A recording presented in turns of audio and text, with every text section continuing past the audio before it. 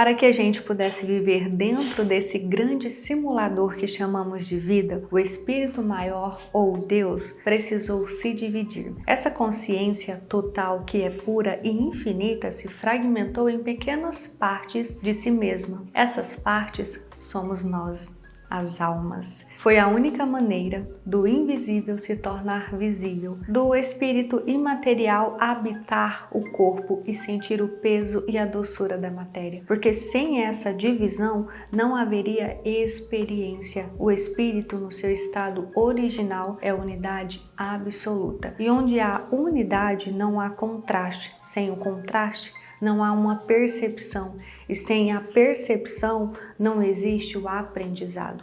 Então o espírito se fragmenta para poder se perceber. É como um oceano, por exemplo, que se transforma em uma gota para entender o que é ser água. A alma é essa gota, uma centelha que carrega dentro de si o mesmo poder do oceano, mas que mergulha na individualidade para viver o mistério da existência. E o corpo é o nosso avatar, um veículo temporário que o espírito usa para jogar o jogo da vida. É através dele que o invisível se manifesta, é nele que o espírito toca, ama, chora, deseja, sente o tempo passar. Quando o corpo chora, isso é o espírito aprendendo o que significa a entrega. Quando o nosso corpo ama, é o espírito se reconhecendo no outro. E quando a gente sofre, é o nosso espírito compreendendo a profundidade da própria existência. Ou seja, é o meio pelo qual o imortal aprende a dançar com o temporário da matéria. E é nessa dança que nasce o aprendizado, o crescimento, a nossa expansão. Por isso, cada emoção, cada encontro, cada gesto, mesmo os mais simples, são formas do espírito se ampliando, se conhecendo, se tornando mais consciente de si mesmo. A vida é exatamente esse jogo divino, onde o infinito finge ser o finito só para se lembrar no meio do caminho de que sempre foi infinito. Mas talvez você se pergunte, e a mente? A mente, ela não está apenas aqui dentro da nossa cabeça, ela é muito mais do que esse raciocínio. Na verdade, na Grécia Antiga, mente e alma era considerada uma coisa só. E se você reparar bem nas palavras, isso fica muito evidente. Agora, perceba comigo algumas palavras. Entretenimento. Entreter o meu ser. Agora, a palavra doutrinação. Moldar o meu ser. A palavra conhecimento. Tornar-se íntimo do próprio ser. Com isso, cada palavra guarda uma verdade antiga que muitos ignoram ou não percebem. Tudo que ocupa a sua mente ocupa o seu ser. Aquilo que você pensa, aquilo que você sente e repete passa a moldar silenciosamente a sua forma de existir. A mente é um campo fértil e tudo que você planta nela cresce. Se você cultiva medo, o corpo aprende a se encolher. Agora, se você cultiva o amor, o corpo se expande. Por isso, a vigilância sobre o que se pensa é uma das maiores práticas espirituais que existem. A mente não é um simples instrumento, é o elo entre o visível e o invisível. Ela traduz o espírito em movimento. É através dela que o divino se manifesta em nós, seres humanos. Mas há um equívoco muito comum cometido por nós: acreditar que o verdadeiro conhecimento está no acúmulo de informações aqui dentro, que basta ler, ouvir, estudar, buscar conhecimentos para compreender a vida. Só que a sabedoria não está instalada pelo intelecto, ela se revela pela nossa experiência. O que realmente transforma não é o que passa pela nossa mente, mas sim o que passa por você inteiro. É quando algo te atravessa de tal forma que muda a sua vibração, o seu olhar sobre a vida, a sua conduta, as suas palavras. Quando você vive algo e de repente sente aquele reconhecimento interno, como se dissesse para você: eu já me reconheci nessa experiência. Esse é o instante em que o saber deixa de ser uma ideia e se torna uma consciência verdadeira. É o momento em que o conhecimento desce da cabeça para o coração e começa a pulsar na prática. É ali que você entende que a vida é a verdadeira mestra e que cada dor, cada amor, cada perca, cada silêncio foi uma aula disfarçada, porque o aprendizado real não é o que te convence, é o que te transforma. Mas há também o outro tipo de conhecimento, aquele que não entra, mas que desperta. É diferente de aprender algo novo.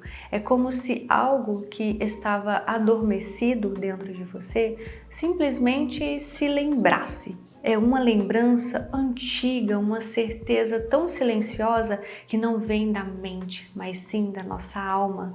Quando você ouve uma verdade e sente que já sabia, é porque em algum nível mais profundo da sua consciência você realmente sabia. A verdade não é uma informação que chega de fora, mas sim uma memória que se acende aí dentro de você.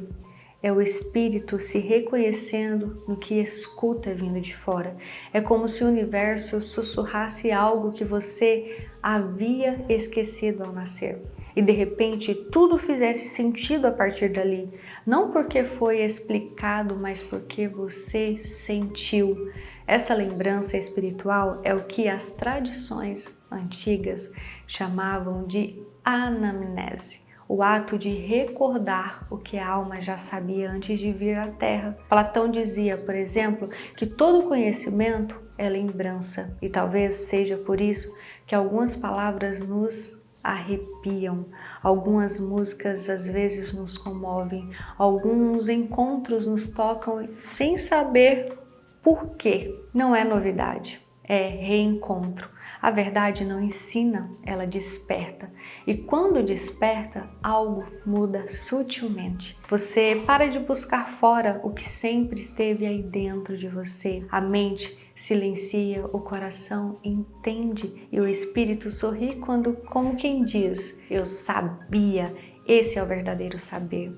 O que não precisa ser decorado, porque vibra dentro de nós, no tom da nossa essência. E se você ainda não me conhece, o meu nome é Maia Nascimento, uma pesquisadora da alma e da consciência humana. Minha missão é traduzir o invisível em uma linguagem simples para mostrar como o espiritual e o cotidiano são apenas lados diferentes da mesma existência. Eu acredito que a vida é o maior laboratório da alma e que cada experiência, do amor à dor, é uma lição codificada no corpo, na mente e no nosso espírito. E meus cursos são portais espirituais criados para quem deseja viver a espiritualidade na prática, com os pés na terra e o coração desperto para o céu. Cada curso é um convite para recordar quem você é, curar o que te prende e expandir o que te move.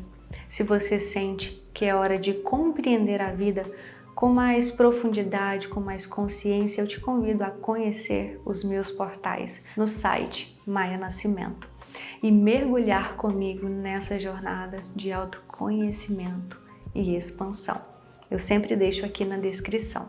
O corpo, como eu gosto de dizer, é um avatar temporário sim, mas absolutamente essencial. Ele é o templo onde o invisível se faz carne, onde o eterno ganha essa forma e aprende a sentir. É através dele que a alma experimenta o contraste da nossa existência, o toque e o afastamento, o prazer e a dor. Cada emoção, cada sensação é uma linha gravada no nosso código genético. O DNA é mais do que uma estrutura biológica. É um livro sagrado onde o espírito anota as suas próprias experiências aqui na matéria. Quando você sofre, quando você ama, quando você cai, você se levanta, tudo isso é registrado energeticamente, criando camadas de sabedoria que ultrapassam essa vida.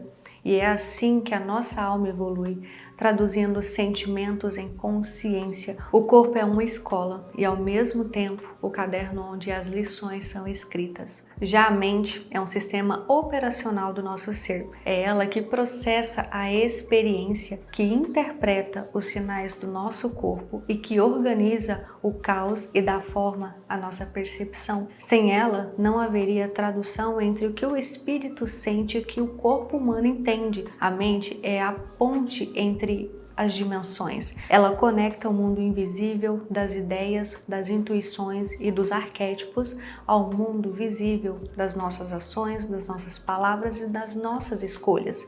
É como um tradutor cósmico. Ela transforma energia em pensamento, pensamento em linguagem em realidade. Mas essa ponte precisa estar bem equilibrada. Quando a mente se desconecta do nosso corpo, o ser se perde em abstrações. Quando o corpo age sem uma consciência, o espírito se aprisiona na repetição. E o grande propósito da nossa vida é unir justamente essas três instâncias, o espírito, a mente e o corpo, em um só movimento de consciência.